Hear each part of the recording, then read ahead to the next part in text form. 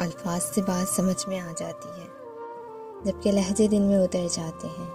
اس لیے جادو الفاظ میں نہیں، لہجوں میں ہوتا ہے۔ خود کو بھی کبھی محسوس کر لیا کریں، کچھ رونقیں خود سے بھی ہوا کرتی ہیں۔ جب اپنوں کے ساتھ بیٹھو تو پھر فون کو نہیں بلکہ اپنوں کو وقت اور توجہ دو، کیونکہ فون آپ کے پاس رہ جائے گا، لیکن انسان چلا گیا تو وہ واپس نہیں آئے گا، پھر تصویروں میں ڈھونڈتے رہ جائیں گے۔ اگر زندگی میں کچھ کرنا چاہتے ہو تو اپنے غرور کو اپنے پاؤں کے نیچے رکھ کر چلنا سیکھو۔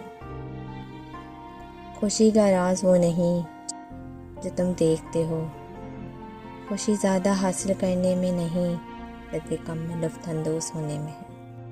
راستے کسی کے دوست نہیں، منزل کے لیے سب کو ہی بھٹکنا پڑتا ہے۔ سازشیں، غیبتیں، پیٹھ پیچھے وار، لوگ بھول بیٹھے ہیں، کوئی کن بھی کہتا ہے۔ باپ کی غربت سے گھبرا کے لوگوں کی باتوں میں نہ آؤ، بلکہ باپ کا سہارا بنو اور باپ کو حوصلہ دو۔ یہی تمہاری سب سے بڑی نیکی ہے۔ یا اللہ ہر باپ کو بے حساب رزق عطا فرما، آمین۔ زندہ انسان تھوڑا تھوڑا مرتا رہتا ہے، جبکہ اس میں مرنے والی کوئی چیز باقی نہیں رہتی۔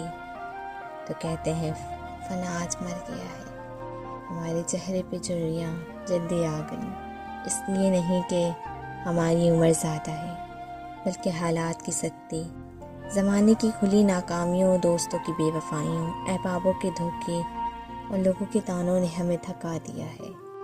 خوبصورت کردار کے لوگ نصیحت بہت کم کرتے ہیں، کیونکہ ان کے اعمال اور کردار ہی نصیحت ہوتے ہیں۔ پریشانیاں تو آتی جاتی رہتی ہیں اور آتی جاتی ہی رہیں گی، تم بس اللہ سے امید مت ہارنا۔